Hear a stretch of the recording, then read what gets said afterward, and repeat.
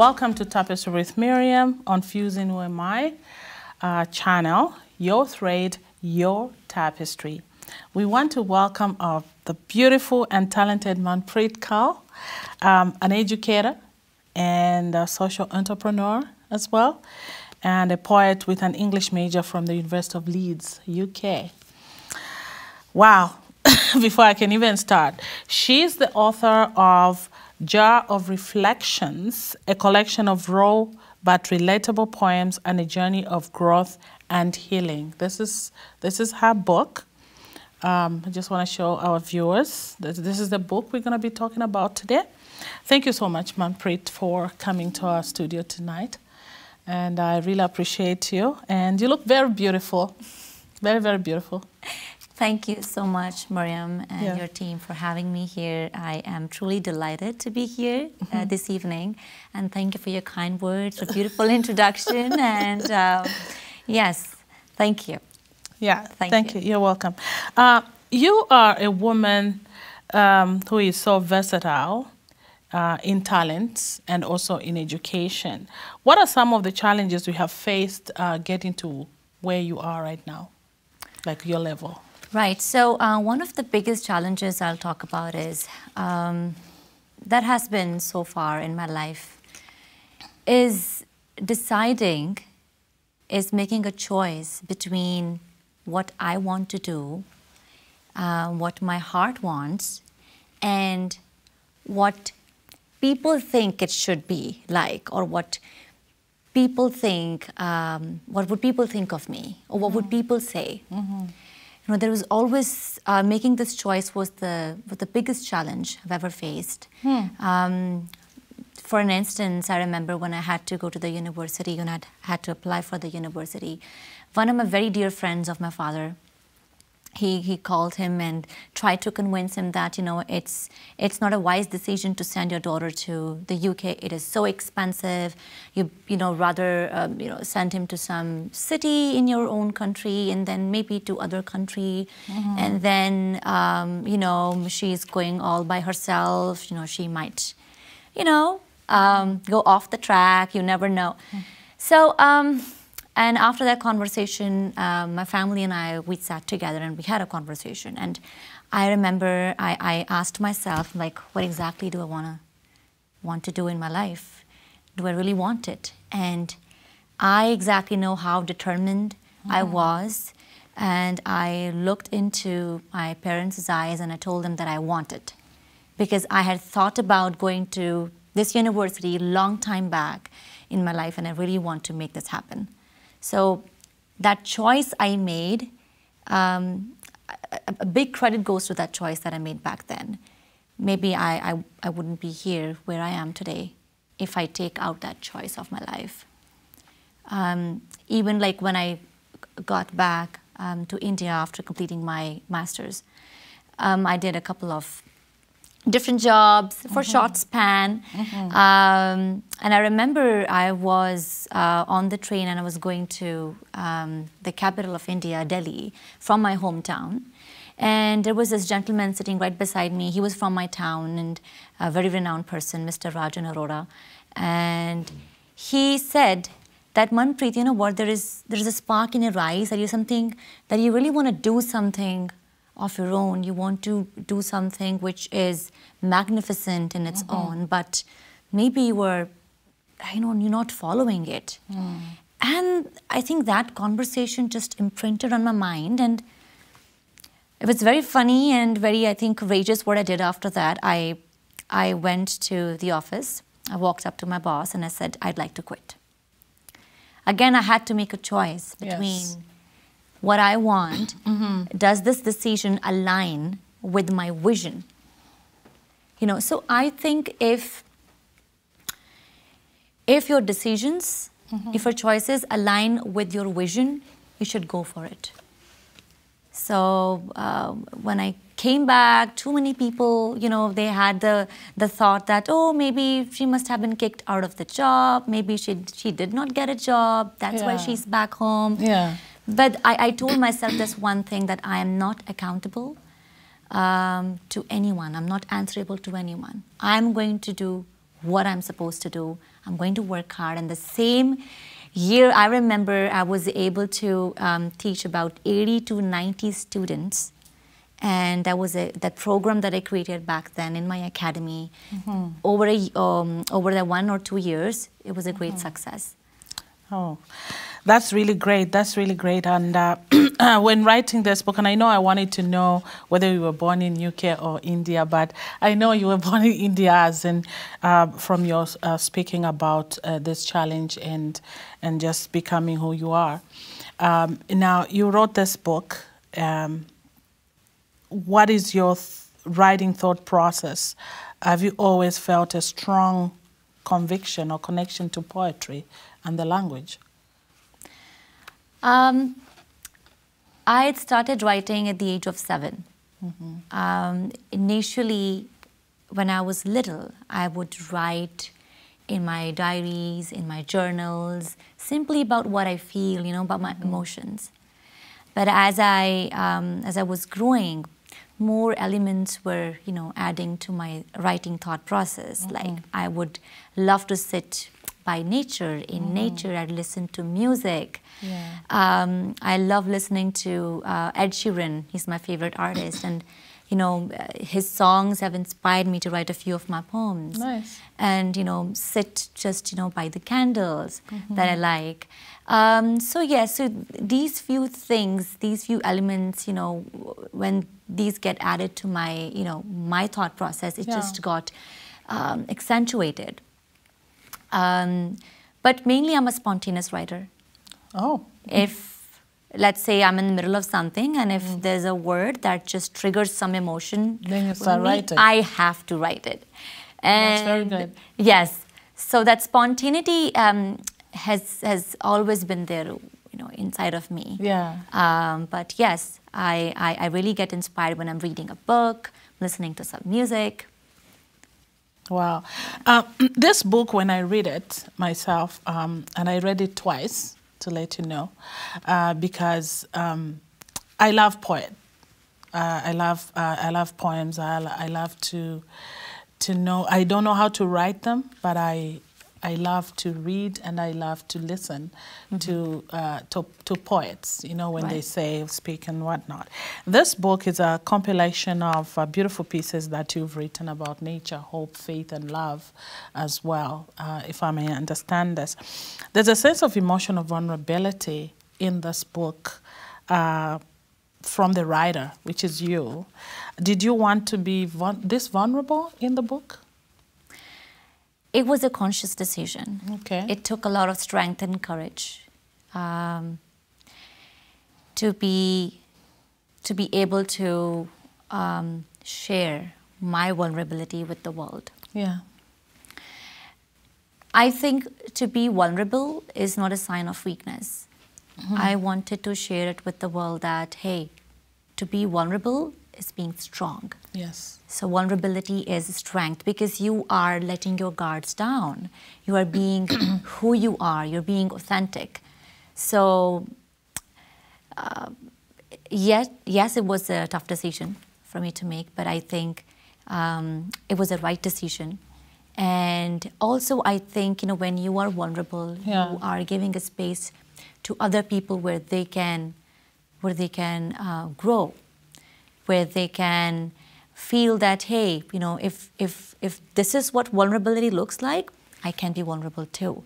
It can motivate them. Yeah, right. And it's really a good thing because as a woman, sometimes, you know, we are told women have to be strong, women have to be this, and usually women are very strong, and sometimes women don't want to say things about themselves to other people because they feel like they don't want. It's like you feel guarded and you don't want to leave yourself that vulnerable. But I think a person like yourself who has this kind of education and this kind of exposure to life, as in, you know, the world around. You were in the UK, you are in Canada, you were in India. I think you're very diverse, I guess, when I think about that. And I think it's very important for other women to see you in that, if they read this book, my viewers, if you can read this book, it's a book that will make you think, right, about a lot of things that happen in relationships and everywhere around in environment, right? Yeah, like I always say, you know, it's very common for us to look for love outside of us. Yeah. Where the truth is, love is within you. Yes. And, you know, once you find that, Yeah. no fear can be strong enough to hold you back from blooming in life. There's no problem, big or small, that can stop you from growing. Yeah. So I would say that this book is an ode to growth, self-love, and transformation. Yeah, very, very good. In your acknowledgments, you know, when you were writing this book, you acknowledged how you would write apology journals to your mother, and she encouraged this art of writing from you because she encouraged you to write every time you did something. Yes. You felt you wanted to write it. And now looking back, what does your mom say about it? My mom is very proud of me, and I'm proud of her because I'm very grateful to her, because if she had not recognized that that every time something happens, I am, you know, finding that way to express something, right? So she recognized it, and then she gave me that journal that day. If she had not done that, probably I wouldn't be a writer.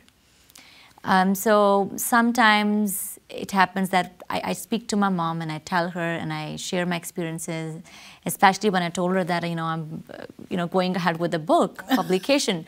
She was in tears and she's like, oh my God. I'm like, no, the credit goes to you because you were the one, you know, who initiated it. Yeah. So she's just very happy, but she's very grounded at the same time that, you know, she could do something for her kid in her own capacity at that time. Yeah, without knowing even, right? Without knowing. That's very good. That's divine. That's yeah, that divine. was a little yet very powerful gesture made by her, I'd say. That's divine. In the first chapter of this book, you have entitled Loss. And that sounds to me like a relationship that is that was broken. Was this something you went through or something you witnessed? Because when I read in the first chapter here, it's kind of more of it sounds like it's a broken relationship. Yeah. So, you know, moving from my late teenage to my early adulthood, not just myself, but my friends and their friends had felt and witnessed a pain which essentially came from a heartbreak. You know, that heartbreak could be, you know, maybe you were ghosted on by your best friend. Maybe your best friend broke up with you, or maybe you lost a family member of yours, or maybe you broke up with a relationship. So, and I think, you know how they say that you cannot really understand what light is without knowing what darkness is. Darkness is, yes. Right. Yes. So I think it was super important, and I believe this phase, this thing happens or comes in everyone's life at one point. This loss in any form, you know, because it leads you to a point where you are losing, or where you lose that self-confidence, you lose that trust in your own self. And I think it's kind of important to, you know, to feel it in any form, because if you don't know what loss is, you might not ever know how beautiful self-love is, you know. So yes, so I think, you know, having experienced that, I was able to write a few poems. But if you notice that in Lost chapter, there are the fewer poems. Yes. I think there are just 6 or 7 poems in it. Because this also signifies that this kind of period, this kind of phase, which is, you know, like kind of negative and not really good, doesn't stay for a very long time in your life. You know, it is essential to teach you something, to bring something good in your life, but it does not stay for a very long time. I love what you say, because even listening to some of the motivational speakers, when you listen to different speakers about, sometimes about change or about just things that people have to go through, it's important to know that, everything is a passing phase, right? Yeah. If you're going through, and this is very good what you brought up for our viewers to know that if they are going through something now, tomorrow they're not going to go through that same thing, right? Things change. Things change, yes. This is very good as well to have the book and to have that, kind of thought process of, right. of when you're reading loss.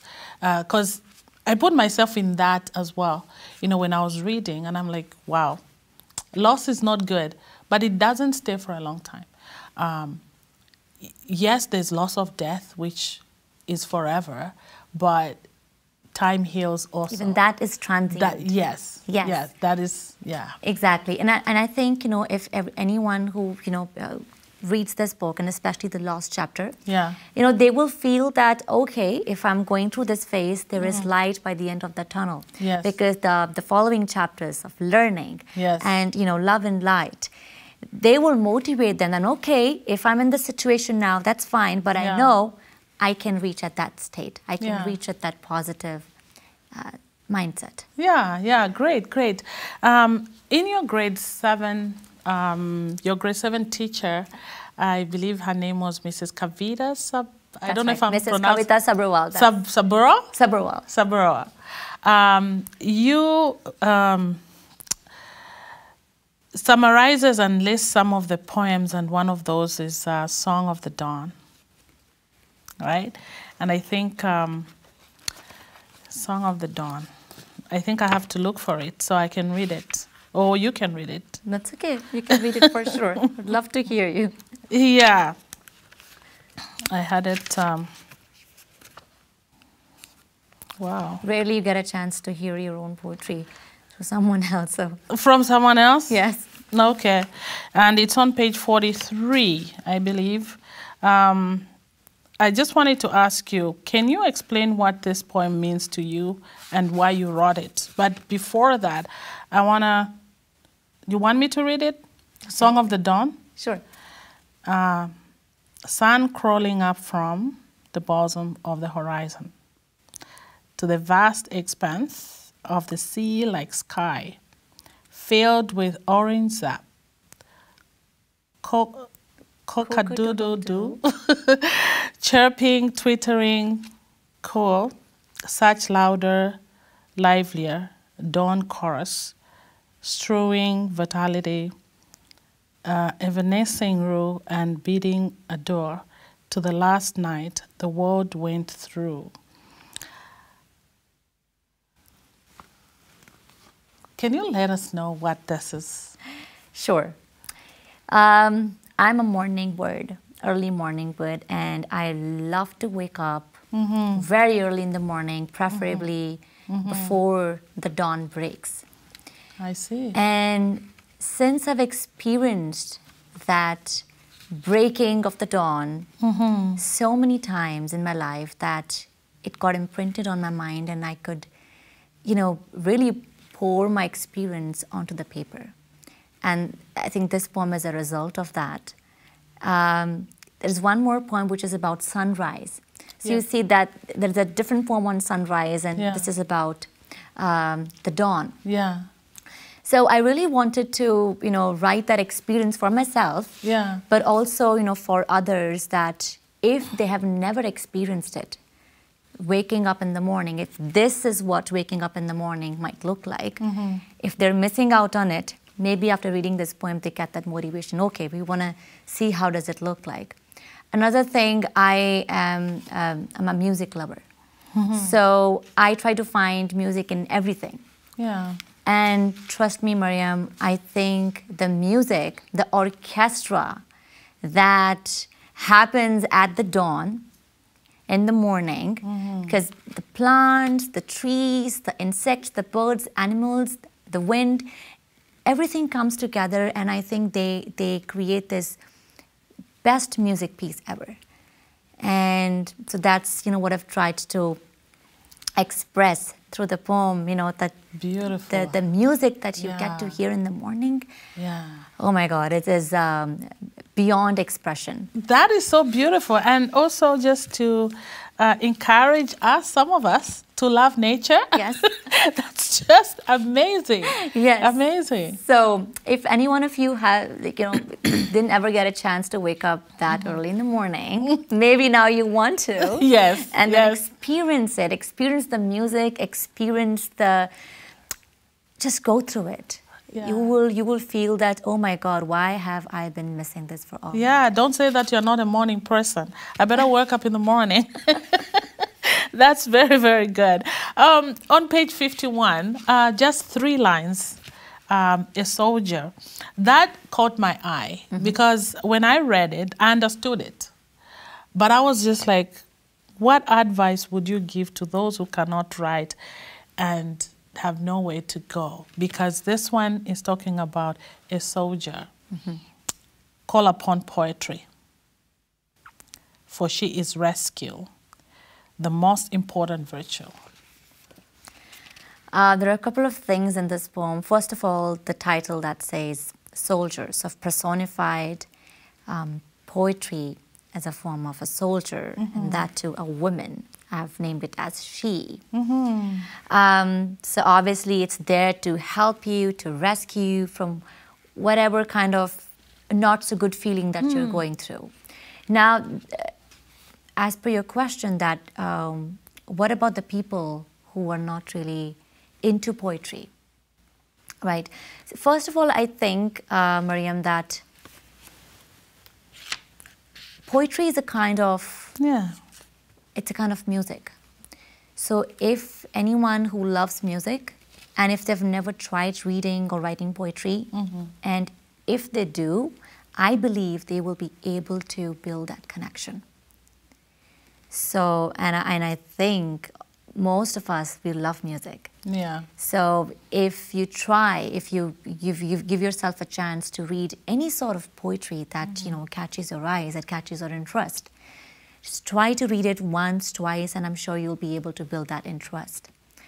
And sometimes what happens is what, like, I have heard from people, even if they're not able to understand completely what the poem is, you know, saying, but poetry just gives them a sense of relief. It just gives them a sense of, because, you know, it's musical. And even if it's written in free words, that doesn't have the right parameter, right? And you like necessarily, you don't have to know the right technique or parameters. That's okay. You know, you can still try to write it down. And for the people who've never tried, who are far-fetched from music or poetry, I would say just give it a try. You never know that you find love, you find tranquility, you find that peace in poetry. Wow. Yes. And it just really shows, even in your writing, even in your how you speak, your conversations about poetry, that I know this is really deep in you, and you've really taken it with passion and all that. How did this passion, I know you were writing, you were doing all that you've told us about, you know, when you were in grade 7 and writing and all that, and of course your mom being instrumental in your writing art. But this passion is just like, you know, does it grow every day? Do you feel like there's more and more out of you that is supposed to go out to the world? Yes, I'd say poetry, I've always considered poetry as a sacred form of art. Yeah. Honestly, Miriam, for a very long time, I'd never shared my poetry with people because I thought that, oh, maybe people won't be able to understand my expression, you know. But, you know, one day I was reading this beautiful book written by Mary Forleo, titled Everything is Figure-Outable. So she mentions in her book that no matter how many times the same thing has been said before, but there is somebody in the world waiting to hear that same thing in your own voice, in your tone, and you never know, maybe that changes everything with that for that person. That's powerful. So it's like, yes. And you know, that one statement by Mary Forleo transformed things for me. I'm like, okay. And I started collecting my poetry, and then I got a chance to sit down and go through my poems, and I'm like, okay, this is healing. This is a journey. And maybe if I share it with the world, maybe it can make a difference to someone's life. And like I said, I think poetry has always been a very sacred form of art for me. It works. It always offers me a space of freedom, liberty, that I think I can never find anywhere. And I don't know, it's natural. It's just, it has grown with my age, with time. And yeah, every time, if I'm tired, if, I am not in the mood, my go-to thing is poetry. I write it down. I write whatever I feel. Wow, wow. And on chapter, there's a chapter there on love and light, which has 3 main keys to relationship: endurance, perseverance, and persistence. The way you wrote them in a poem, kind of, that just the way you put them, the art that, can you explain the thought process about writing this piece of knowing that somebody's going to know about the key components of a relationship, but you transform them into a poem?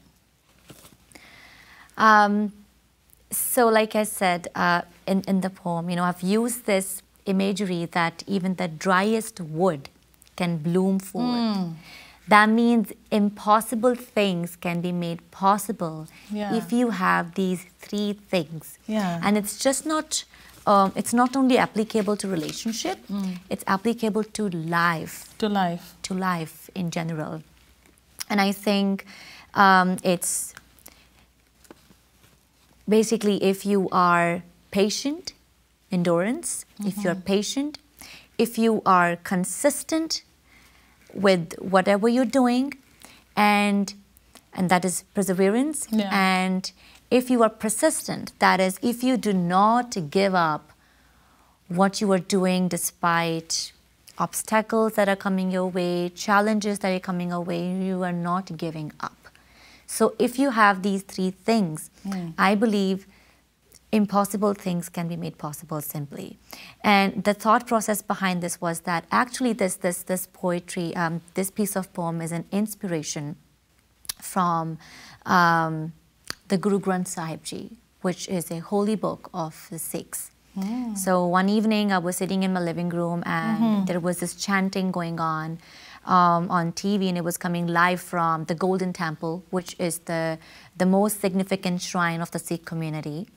And so they read these chants from the Guru Granth Sahib Ji, like I mentioned. So they were talking about these kind of things, that how important it is to have patience in your life, how important it is to have persistence and perseverance in your life.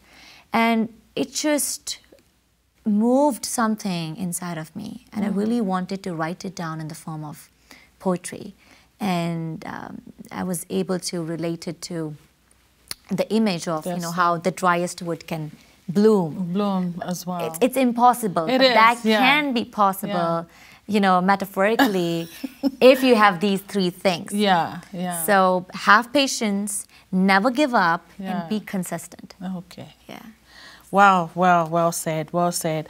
Are you planning on teaching poetry, mentoring students, or nurturing them to a success story like yours? Do you have students that you're teaching poetry? So thank you for asking me that question. So I have designed this program called the Foundation Program for my current academy, the Learner's Pathway.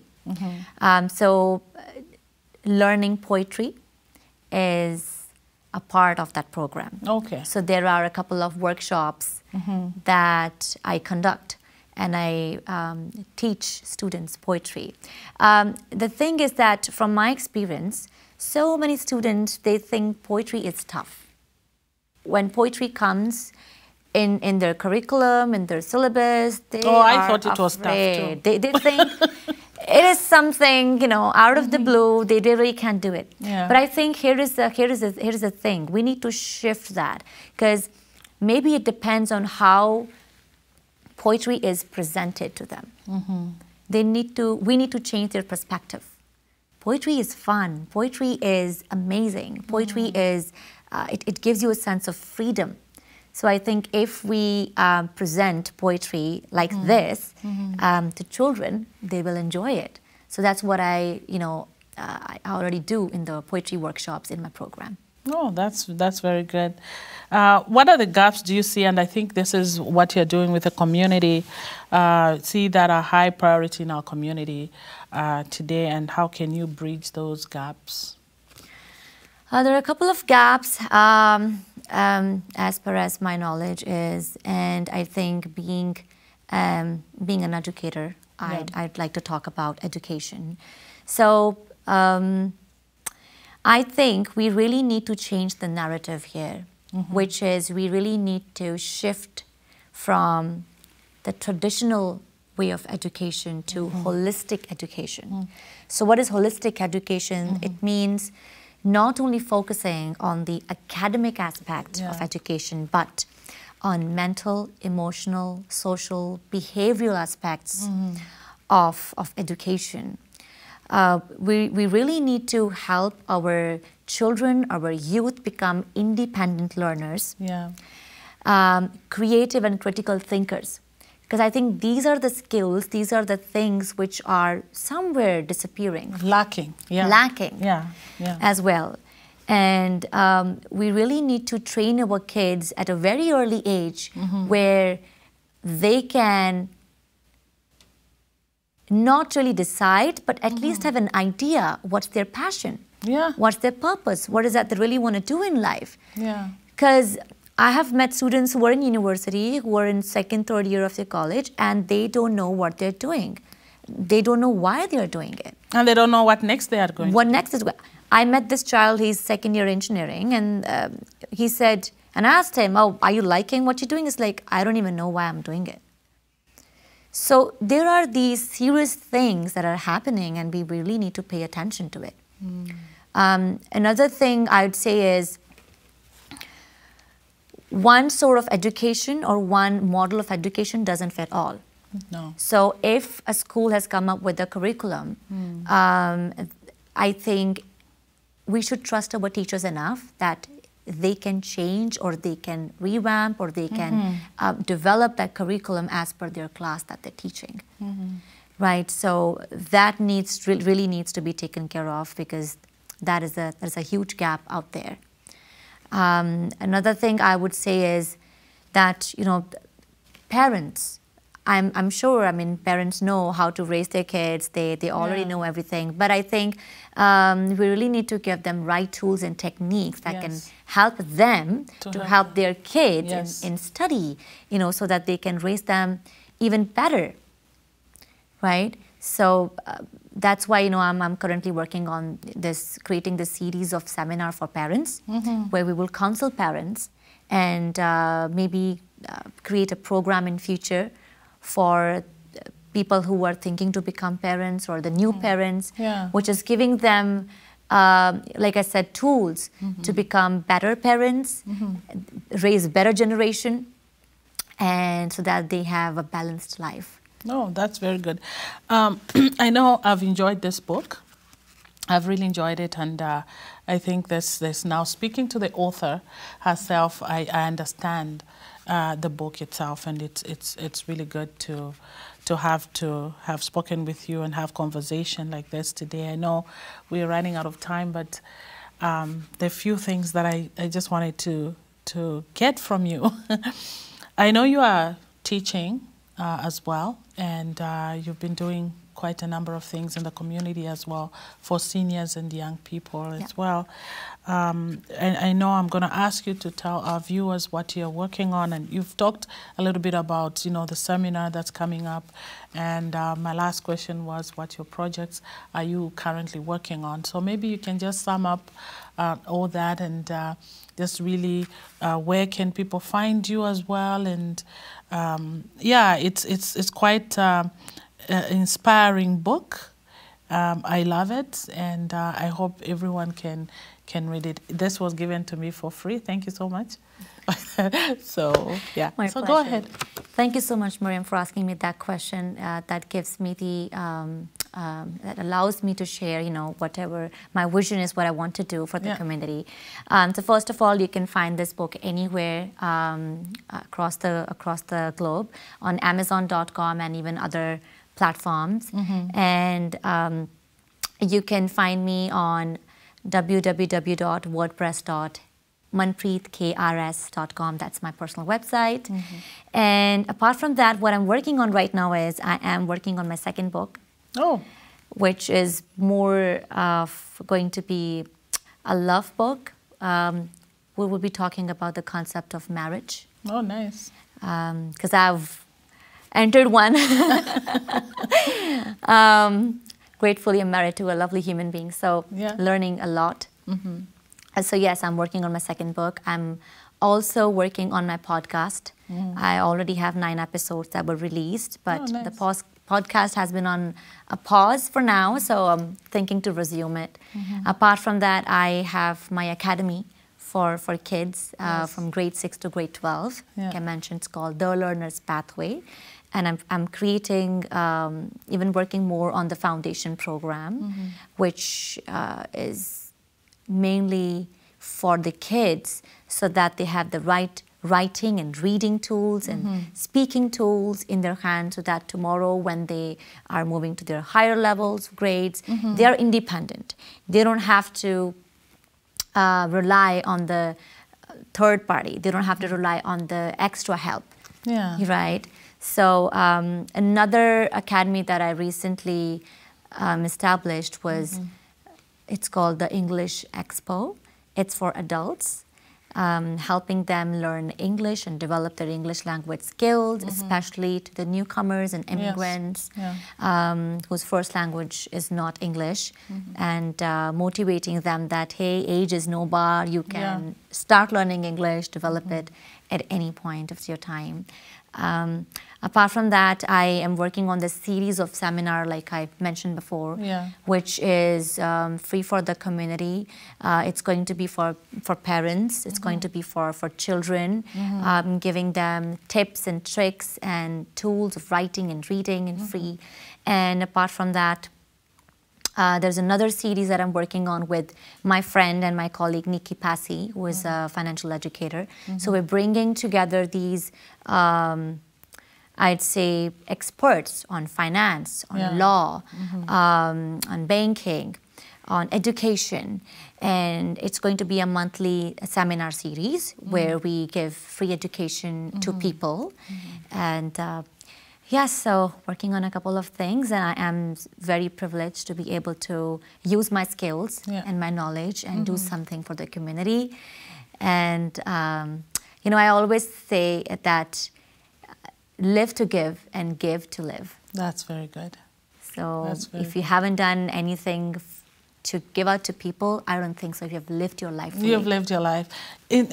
On that point, you talked about how you want to give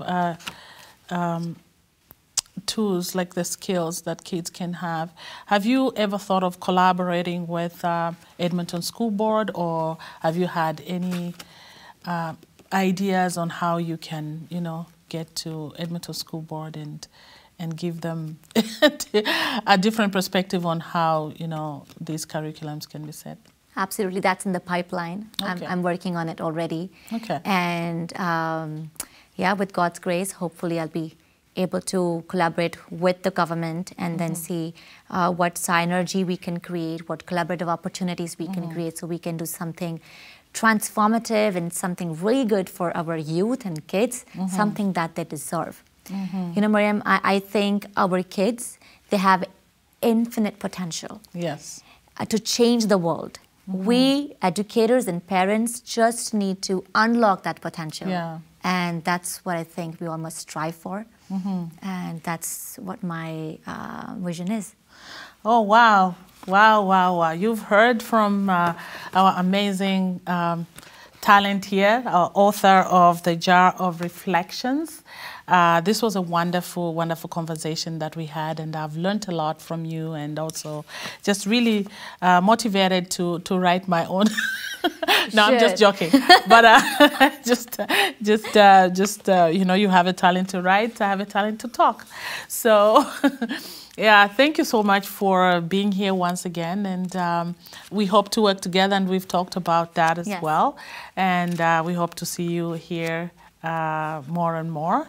And from Tapestry with Miriam and on Fusing channel, thank you so much to our studio crew and yourself, and of course my regards to your wonderful husband. Thank you. So thank you. Thank you again, Miriam, to you and your wonderful team. Thank you for having me. It was a wonderful conversation, such insightful conversation. Yeah. And I really want to congratulate you for creating this platform where we can sit down and have such amazing exchange of thoughts and ideas. Yeah, thank you. Thank you. Thank you so much.